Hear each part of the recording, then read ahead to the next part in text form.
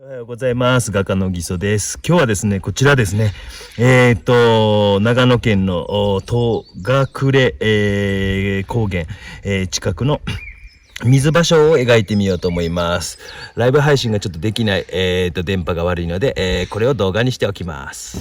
それではですね、描いていこうと思います。今日はですね、先ほどのちょっと画像はですね、約1年前で、パンパンでしたね。今もだいぶ太ってますけど、当時もっとパンパンでしたね。中級編から上級者編ぐらいかなという感じで、よろしくお願いいたします。ちょっと先ほどですね、大鷹を描いていて、午前中もう2時間3時間経ってますけど、これ全然乾いてないです。すごいですね。こう水を切り拭き、あれでですね、キッチンペーパーみたいなの塗って、置いておいた絵の具が乾いてないという。これを今日も大胆にいきますけど、ちょっとだけこう、上級者向けに、少しやっていこうかなと思います。形に関しては、ちょっと複雑なので、もちろんこう転写されたい人はしてもらってもいいと思いますけど、ちょっと形に関してはもうザザザザと大きめに撮っておこうかなと思います。こういうのもね、どこまで撮ればいいんですかとかって聞かれることあるんですけども、アクリルの場合は僕結構こう大雑把に撮ります。そして濃いめに撮ります。透明水彩の場合っていうのは、やっぱりですね、鉛筆の線とか残ってしまうとあれなんで、ちょっと薄めに撮ったりとか、します。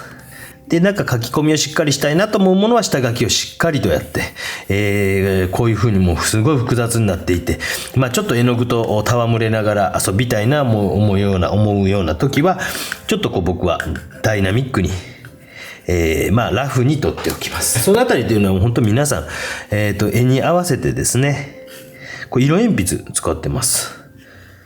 なんでやねんっていう感じですよね。色鉛筆を、そこにあったからというだけなんですが。で、今日はちょっとですね、中級から上級ということで、少し、アクリル絵の具のちょっと大鷹を描いた動画。あれは初級者向けやけど、難しいと思いますけど、初級者向けぐらい。で、もうちょっと技術的に今回のは少し高くなして、中級者向けぐらいかなと思います。意外とここにある、青空が映っているところとかっていうのは、ポイントになるかなと思いますので、ここのところをどういう風に描くかなということ、大事かなと思います。そして水芭蕉さんが、ちょんちょんちょんちょんちょんと。で、後ろにですね、戸隠ってずっと言ってましたけど、戸隠ですね。戸隠。もうこの旅の道中、昨年のこれは4月の25日とかなんで、約1年ぐらい前なんですけど、この後白馬の方に行ったということなんですね。妙高とかでライブ配信したものがあります。こんな感じかなと。で、大鷹と同様にちょっとまた、ある程度濡らしておいて、よいしょ。またね、初めのうちはある程度大胆にいきますね。いいですね。乾いてないっていうのはいいですね。まさか、お昼、外に食べ行ったんですけど、そして帰ってきて1時間ちょっと経っていても全然乾いていないという。いいですね。で、前回同様ちょっとですね、書いてるものは違うんで、ね、風景と、あれ全然違うじゃないですかと思うかもしれないですけど、ある程度そんな気持ちは変えずに、大きくダンと、で、影があると。で、ここのところね、このブルー、ちょっとブルーも、濃いめに少し置いておこうかなと。よいしょ。このフタロシアニン系っていうんですけど、ブルーは結構染まりやすいので、使うときは注意してくださいね。で、ちょっと暗い、状態にしておいて、少し影の色をイメージする。ここがちょっと難しいかもしれないですけど、例えば枯葉の影の色のイメージとかにちょっとしておいたりとかして、色をですね。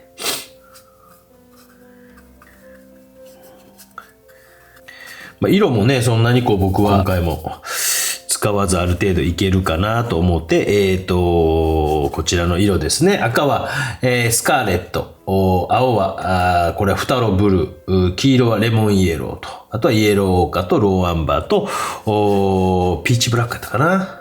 ランプブラックですね。ということで言っております。ちょっと中心の方ね、光っちゃってますね。ごめんなさいね。で、後ろに見える山の色みたいなのも、もうなんかね、乾いてきとんな。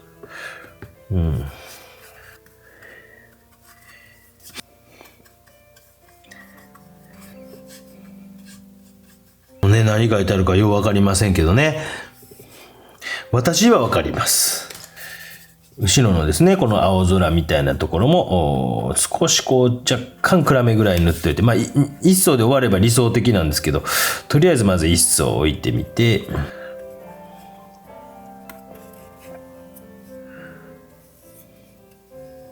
ちょっとここの奥に見えてる山の空気遠近法的なこう不透明感も出しておきながら、またちょっとこうですね、ちょっと暗い色で、茶色。形をちょっとこう取り直しつつ、枝があると。ぐーっとね、滲んでたりしますけどね。ちょっと滲みすぎたなと。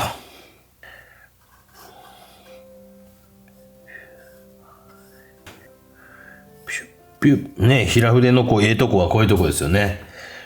直線的な線もこう引けると、ピュッピュッピュッピュッと。影がある。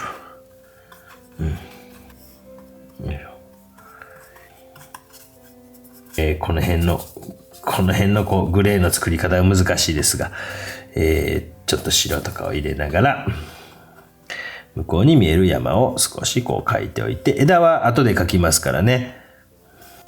4月ですけど、雪がね、少し残っているところもあったりとかしながらですね。変かな。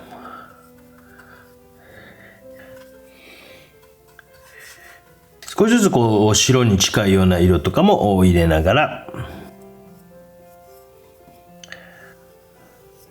ポシポシ。もうこの辺は乾いてますね、ピシャー。ね、少しドライブラシって言ってかすらせるように書いて。これはですね、こう、キャンソン紙ですね。キャンソンボードと呼ばれる紙を使って書いてます。よいしょ、ピュー。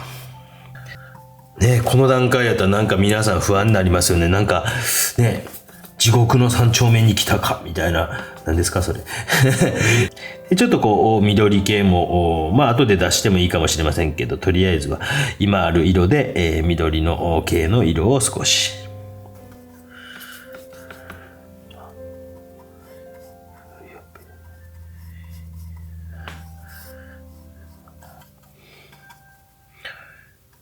で、ここに映っているですね、水に映っているところ少しね、書いておきましょうか。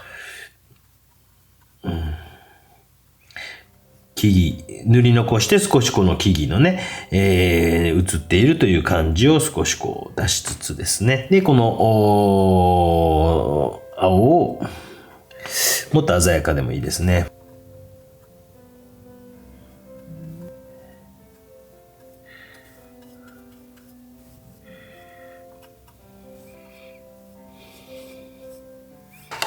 まあこういうところをどういうふうに変えていくかってなかなか難しいなっていうふうに思いながら見てるんですけど、例えばちょっとね、もうなんか初めの段階から少し遊んでおいて、少しこうマチエルというかね、肌をつけておくような感じがあっても面白いかもしれませんよね。よいし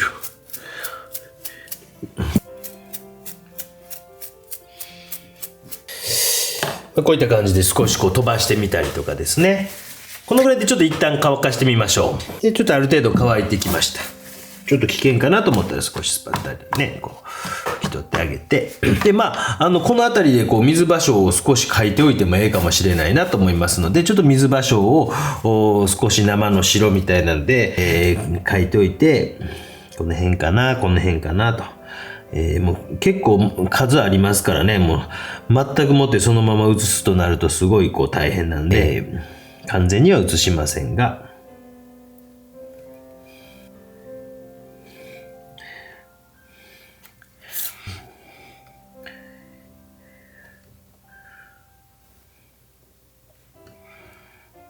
よいしょ。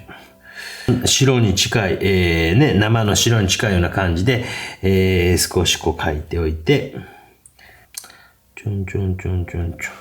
で、少しですね、また、もう一回こう、造形を作っていく、まあ、難しいな、言葉が。ちょっとこう、明るい色、ちょっと暗い色は水を多めにしながら、少しこう影、やった影みたいな感じで、ちょっと描いたりとかですね。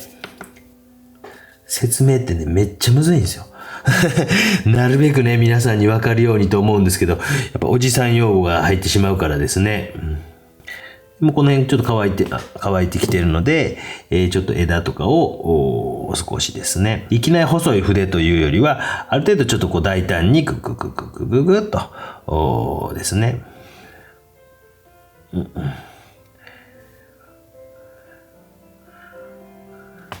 もう一度こうなんていうか、暗い色とかで、少しこう引き締めるところは引き締めながら、少しこうですね、水の中にこうあるチュチュチュチュチュチュチュとかね、形をこう再確認する感じかな。で、ちょっと暗い色。それもちょっとこう水を多めにした感じで、下に塗った絵の具とかが完全になんちゅうか消えへんような感じ。難しいね。で、ちょっとそんな感じで今描いてます。で、何度も言いますけど、こういうね、これが正しい描き方とかないですよ。いつも言ってますけどね。今回の絵はこれをこういう風に描いていこうと、私なりになんとなくこう、脳みそで決めて、で、それをこう遂行していってると。それがうまくいくかどうかは知らないと。少しこうですね、水平線みたいなのを描いていってます。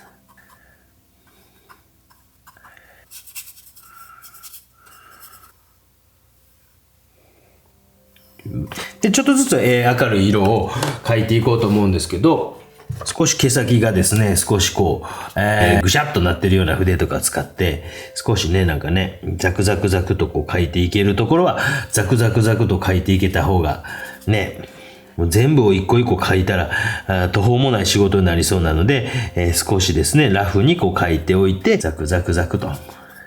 枯れ葉ですね、この辺はね、枯れ葉。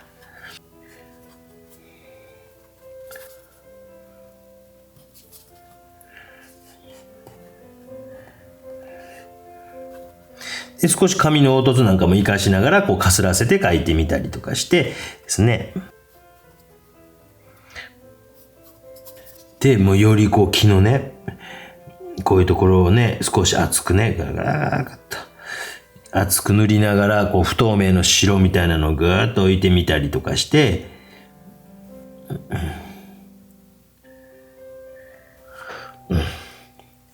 少しずつね、雰囲気出てきましたね。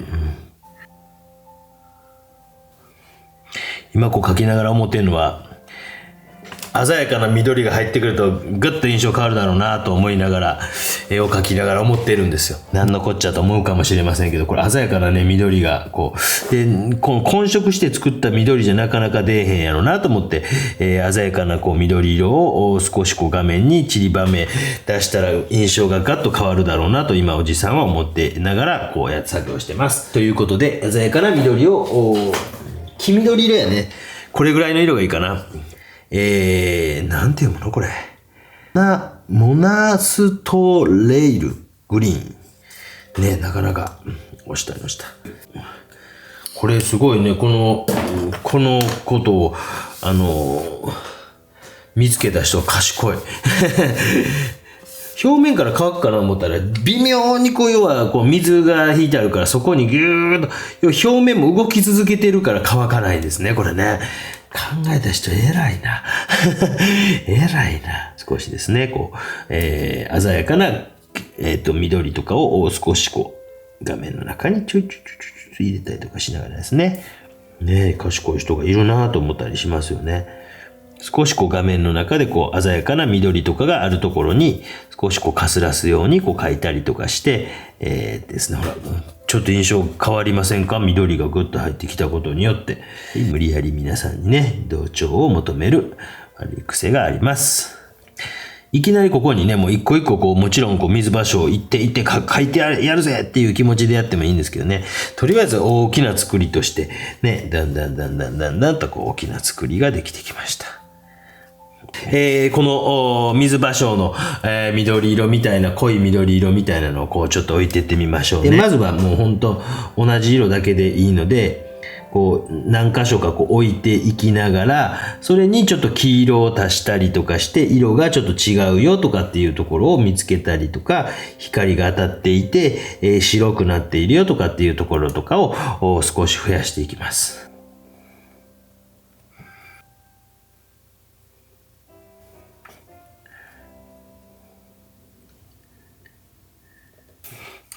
少少しこう、密度感が出てきているの分かりますかね。少しずつ密度が出てきています。そうなってくるとちょっと上の方の寂しさを感じるようになってきませんか？この筆がいいかな。細すぎるのもあれかなと思うので、これぐらいでとりあえずいってみましょうか。よいしょ。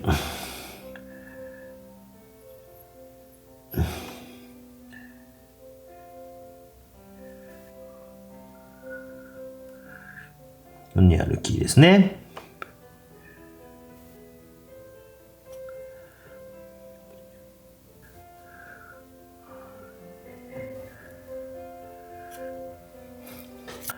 これ油絵にもこうね、似たような感じで描きましたけどね、戸隠。本当にそれの作品も非常に人気もあってですね、もうなんか、ありがとうございました。ちょっとこうそれのアクリル板というか、まあちょっとですね、縦バージョンで少しエスキースみたいな気分でも撮っています。描くかどうかはもちろん未定ですが、ちょっと暗い色を中心に少しこう描いていってみました。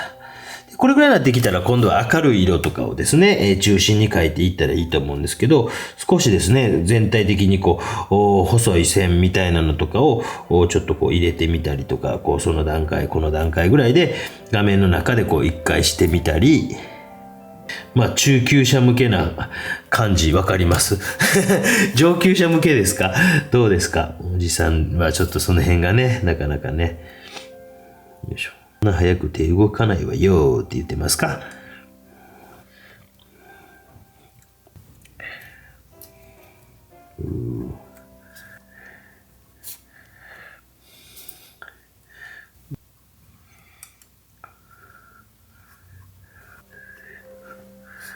で、ちょっと白ですね。こちらのですね、チタニウムホワイトを使ってたりしましたけど、もうちょっとこう柔らかめの白がいいかなと思いますので、ジェッソっていうのを出します。よいしょ。ピュッピュッピュッ。こちらはかなり柔らかいですね。白ですね。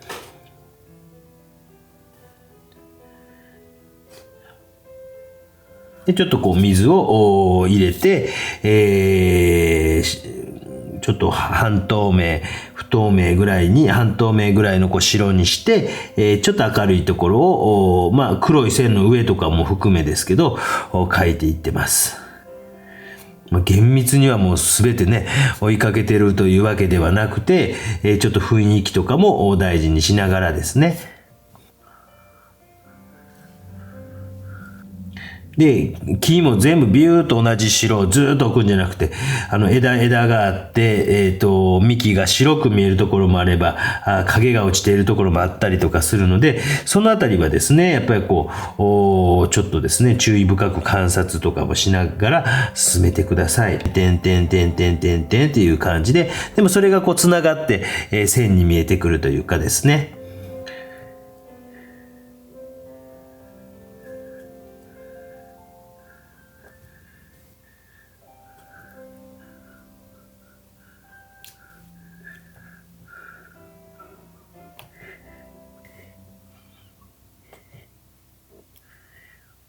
で、手前の方のこう、枯葉なんていうのも、先ほどガッガッガッガッとこう、筆でね、ぐしゃぐしゃと書いてましたけど、ちょっとこう書いてき出してもいいですよね。こちらの方が少し密度上がってきてますので、少しこう筆とかを使って、書き出してもいいかなと思います。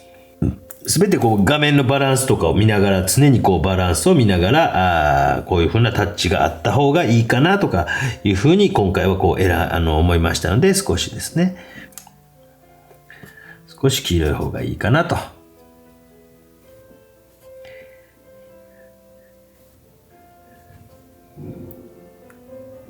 いしょ。少しね、水芭蕉のね、鮮やかなのもう少しこちらの方までこう、白いとこですね。あってもいいかなと。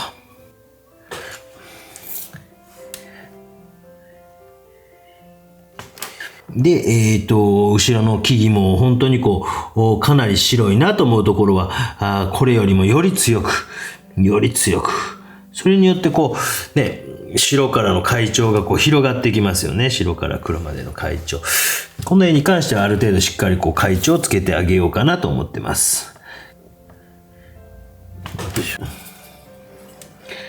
ね、もうどこまで描いてもこんな絵はね、描き足らんということがないというか、もうやればやるだけですね、良くなっていく可能性が高い。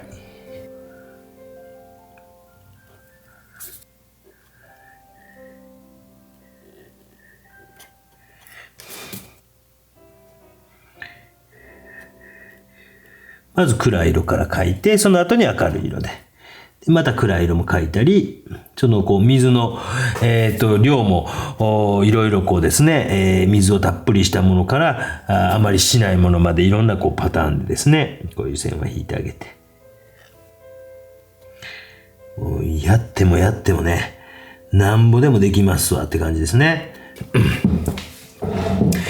それではですね、やっぱ中級編ということなんで、やっぱりこう、グロスポリマーメディウム使ってみましょう。せっかくやったらね。どういう色にするかなっていうのはこれすごい迷うとこなんですけど、まあちょっとこうバラバラしてるかなと。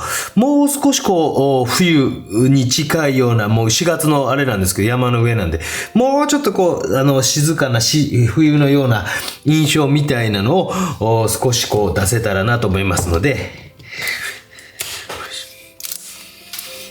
これですね。どんな色かな。茶系のちょっとこう、赤茶系のこういうバーンとしてんな。こういった色なんかはいかがでございましょうか。どうなるかはわかりませんがね。でも、これだけやったらちょっとね、なんていうか、茶色ってなってしまうんで、ほんの少しだけこう僕は、青とかを入れて、その辺のこうね、うまいことね、バランスをね、ちょっとだけこれ、青とかを入れて、緑や青、こう、ちょね、こんな感じ。なんかゴミが入ってたね。深みのある茶色、みたいな感じ。をちょっと作ってあげました。まあ、こんなもんでいいです。量的にもね、そんないらんです。このサイズやったらね。で、水と、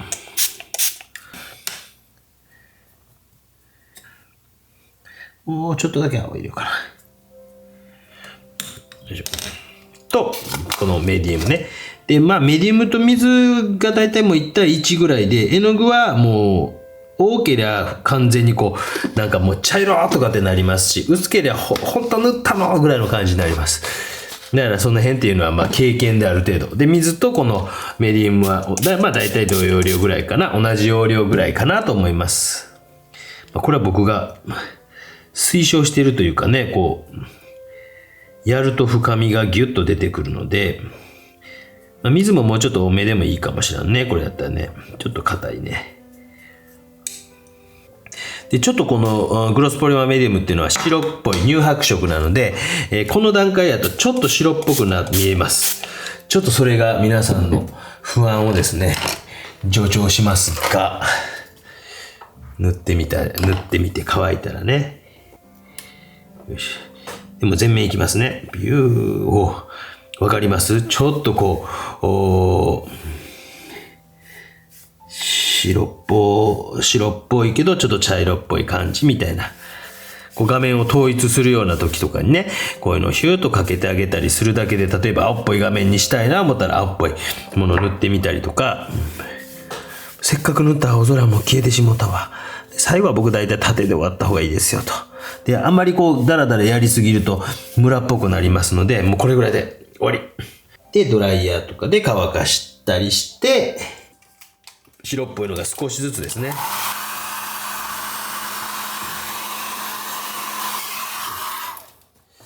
これ2層3層やってもいいんですよ。もちろんね。2層3層やっても。じゃあ、ちょっとね、空の方、乾いたかな。案外すぐ乾きますよ。で、空の方のね、この、綺麗やったブルーが、えらい汚なってしもたな、ということで、この空のところをもう一回、同じ色をこうね、しっかり作って、それでこう隙間をちょっと埋めていくみたいな感じで、こう空のですね。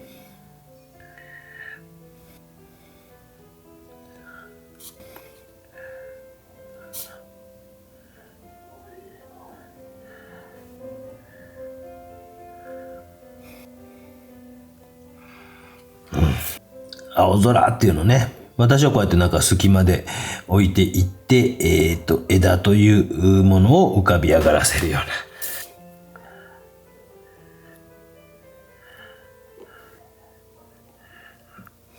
そうすると全体に透明感があるメディウムですから、透明層みたいな感じに不透明がぐっと入ってくるだけでもう印象変わりますもんね。こういったことを全体に一回透明層をかけてみるみたいなことを少しされてみて、そこにまた不透明の絵の具を置いてみる。こういったこともやっぱり高度な技術、ね、中級編ということで、少しだけね、高度な技術にしておきました。で、こういうところも、ね、一番初めに言ってましたよね。ここの青大事やでって。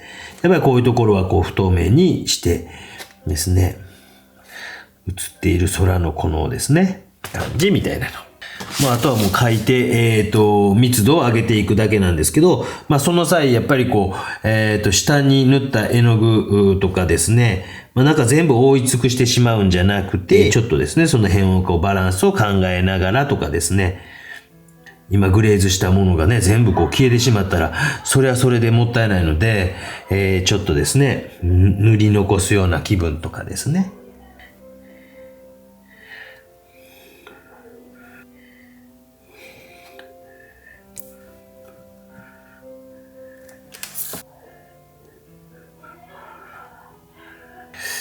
で、木なんかは少しなんていうか、ね、この白さみたいなのをもう本当にちょっとネチネチネチネチと描いていきながらですね、ちょっと青みがかってるぐらいの感じで、全体が黄色みがかった画面に対して、この幹というのがちょっとまた画面の中で寒色のような色使いで描いてあげたりすると、またアクセントになってくるなとかですね。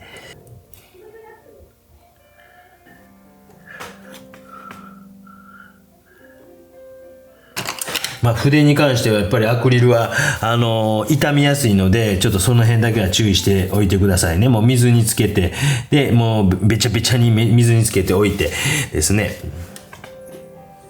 で、最後、この辺の細かい描写とかをしながら、こんな感じで僕はプランニング立てたりとかですね、エスキースって言いますけど、プランニングを立てて、次どんな絵描こうかなとかっていうのを考えたりします。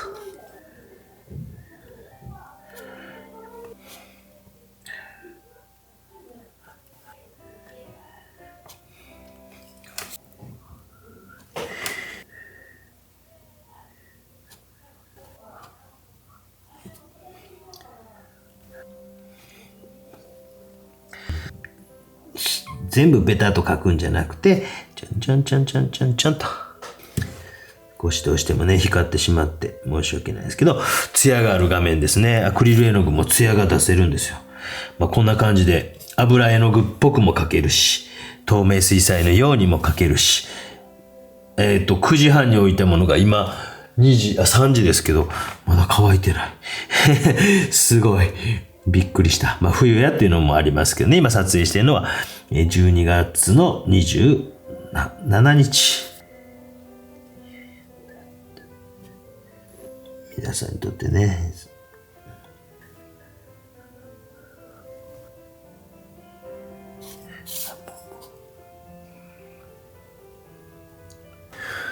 という感じでいかがだったでしょうか。まだまだやりたいところもありますが、これぐらいで留めておかないと。よいしょ。さあ、いよいよマスキングテープを外してみますよ。もっとグッと良くなりますからね。アクリルの場合特にね、ここのところまでギュッと絵の具がいくのでですね。ビューッと。おー、いい感じじゃないけ。おー、いい感じじゃないけ。ちょっとはみ出てますね。おっとはみ出てますね。うわー、どうしたらいいの、はみ出しちゃったわーとかってね、ビクビクしない。もうね、ビクビクしない。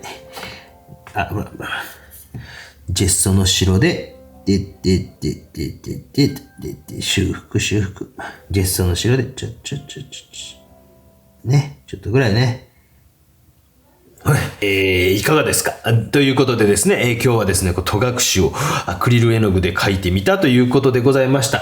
中級編から上級者、もっと上級者編って多分あると思います。もっとね、紙やすりでぐじゅぐじゅやったりとか、やってまたいつかそういうのもお見せしようと思います。本日はご視聴ありがとうございました。では。ご視聴ありがとうございました。どうだったですか？こういうグレートーンってね、難しいですけど、ちょっと白とかも使ってみてもいいかもしれませんし、ぜひぜひ挑戦してみてください。コミュニティ欄の方に写真上げてあるかな？どうかな？はい。それではありがとうございました。では。